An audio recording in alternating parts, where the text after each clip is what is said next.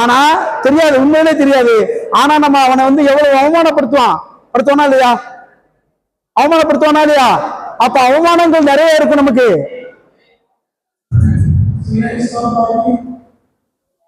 அவமானங்கள் இருக்கும். அந்த அவமானங்கள் நம்ம வந்து எப்படி ஜெயிக்கிறது?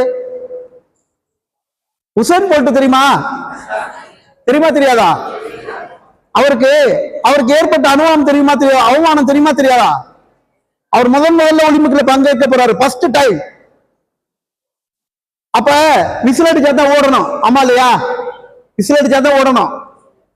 அவர் என்ன பண்றாருன்னா, ஓட ஆரம்பிக்கிறதுக்கு ஒரு செகண்ட் முன்னாடி, ஃபர்ஸ்ட்ல ஓட ஆரம்பிக்கிறதுக்கு ஒரு செகண்ட் முன்னாடி காலத்துக்கிறாரு.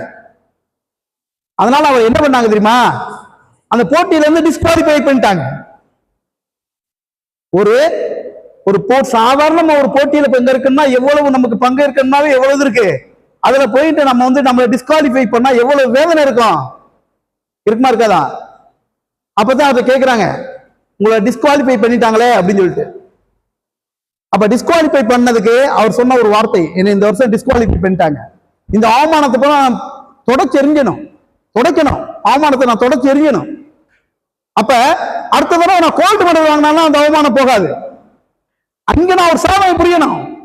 அந்த சாதனை புரிஞ்சாதான் இந்த உலகம் வந்து அந்த அவமானத்தை எனக்கு நீக்க முடியும். அடுத்த ஒலிம்பிக்ல அவர் வந்து கோல்டு மெடல் மட்டும் இல்ல, இதுவரை அவர் செஞ்ச சாதனை யாருமே நோக்க முடியல, முறியடிக்க முடியல. அப்ப அந்த அவமானங்கள் தான் நம்மளை வந்து உயர்த்தும், ஆமா இல்லையா? அவமானங்கள் கண்டிப்பா நம்மளை உயர்த்துமா இல்லையா? அந்த யோசி, உங்க பேரண்ட்டுக்காக நீங்க படிக்க போறீங்க, ஆமா இல்லையா? நம்மளுடைய வாழ்க்கையுடைய எதிர்காலத்துக்காக நீங்க படிக்க போறீங்க. உங்க